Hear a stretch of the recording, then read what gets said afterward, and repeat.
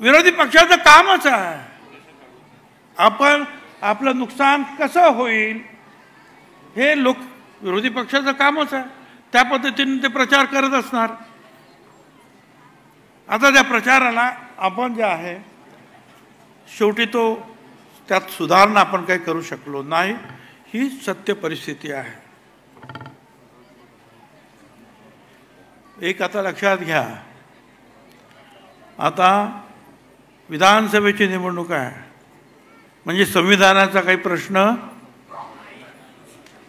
संविधान बदलायचं काम ते होणार नाही, बदलणार नाहीच. पण जो प्रचार होता तो लोकसभेत ते काम होतं बदलणं.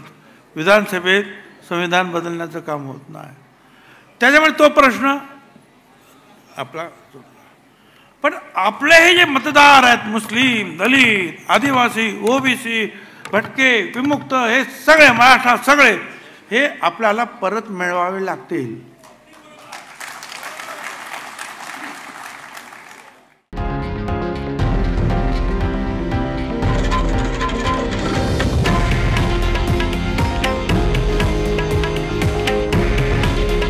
हे आहे देशातील नंबर 1 न्यूज नेटवर्क आणि आपण पाहत आहात TV9 मराठी. काळजी तुमची, हित महाराष्ट्राचं.